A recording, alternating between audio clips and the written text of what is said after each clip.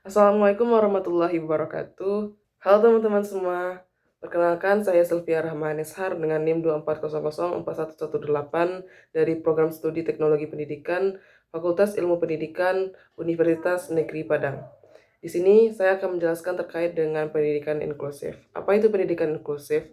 Pendidikan inklusif yaitu pendekatan pendidikan yang memberikan kesempatan kepada semua peserta didik untuk belajar dalam satu lingkungan tanpa adanya diskriminasi. Konsep ini menekankan bahwa pendidikan harus menyesuaikan diri dengan kebutuhan peserta didik, bukan sebaliknya. Pendidikan inklusif juga merupakan bagian dari hak asasi manusia untuk menjamin kesetaraan akses pendidikan bagi semua individu. Tujuan utama dari pendidikan inklusif ini yaitu memastikan kesetaraan akses pendidikan, lalu meningkatkan keberhasilan dan partisipasi belajar, serta mengembangkan potensi setiap individu secara optimal. Adapun karakteristik dari pendidikan inklusif ini meliputi tidak adanya diskriminatif, lalu menghargai keberagaman, berpusat pada siswa, dan menciptakan lingkungan belajar yang ramah.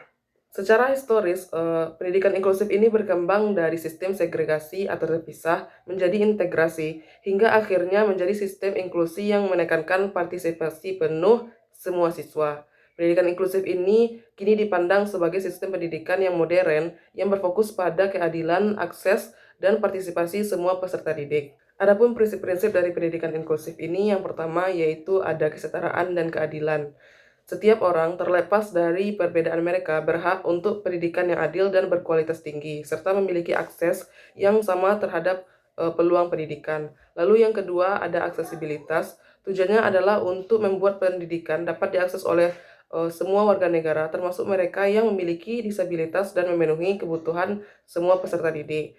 Yang ketiga yaitu ada penghargaan terhadap perbedaan. Pendidikan inklusif menekankan pentingnya merangkul keberagaman, penghargaan terhadap keberagaman, menerima semua perbedaan. Lalu yang keempat yaitu ada individualisasi pembelajaran. Pendidikan inklusif menyesuaikan proses pembelajaran dengan kebutuhan peserta didik. Sistem pendidikan tidak menuntut peserta didik untuk menyesuaikan diri dengan sistem, tetapi sistem lah yang menyesuaikan diri dengan peserta didik. Landasan dari pendidikan inklusif ini yang pertama yaitu ada landasan filosofis. Pendidikan merupakan hak asasi manusia yang harus dipenuhi oleh setiap individu. Setiap orang berhak untuk memperoleh pendidikan secara adil tanpa adanya diskriminasi. Pendidikan inklusif menjadi salah satu cara untuk mewujudkan hak tersebut melalui pemberian akses pendidikan yang setara bagi semua peserta didik.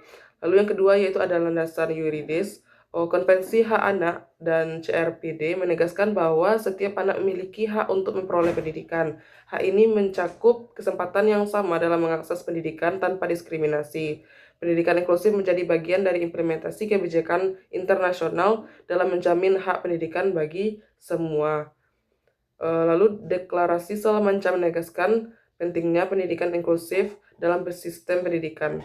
Pendidikan inklusif dipandang sebagai pendekatan yang efektif dalam mengurangi diskriminasi dan meningkatkan partisipasi semua peserta didik. Deklarasi ini menjadi dasar penting dalam pengembangan pendidikan inklusif di berbagai negara. Lalu yang ketiga yaitu ada landasan empiris. Education for All menekankan bahwa pendidikan harus dapat diakses oleh semua orang. Program ini bertujuan untuk memastikan bahwa semua individu memperoleh kesempatan pendidikan tanpa terkecuali. Pendidikan inklusif menjadi bagian dari upaya mewujudkan pendidikan untuk semua. Selanjutnya yaitu peran guru dalam pendidikan inklusif. Guru sebagai fasilitator berperan dalam memastikan bahwa kebutuhan peserta didik penyandang cacat diakui dan ditanggapi dengan tepat dan memadai oleh sistem pendidikan dan guru kelas. Peran ini menunjukkan bahwa guru tidak hanya menyampaikan materi, tetapi juga memfasilitasi kebutuhan belajar setiap peserta didik. Guru juga membantu menciptakan lingkungan belajar yang memungkinkan semua siswa dapat berpartisipasi dalam pembelajaran. Lalu peran sekolah dalam pendidikan inklusif.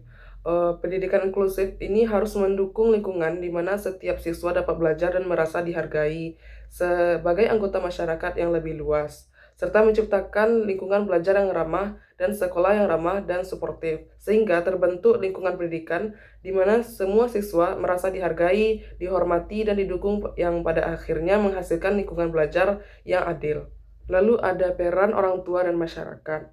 Pendidikan inklusif menekankan pentingnya keterlibatan berbagai pihak dalam proses pembelajaran, di mana lingkungan pendidikan dibangun agar setiap individu atau peserta didik dapat belajar dan merasa dihargai sebagai anggota masyarakat yang lebih luas, serta mendorong terciptanya lingkungan pendidikan di mana semua siswa merasa dihargai, dihormati, sehingga kolaborasi antara sekolah, keluarga, dan masyarakat menjadi bagian penting dalam mewujudkan pendidikan inklusif.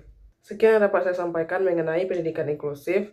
Terima kasih telah menonton sampai akhir. Mohon maaf apabila ada kesalahan kata. Assalamualaikum warahmatullahi wabarakatuh.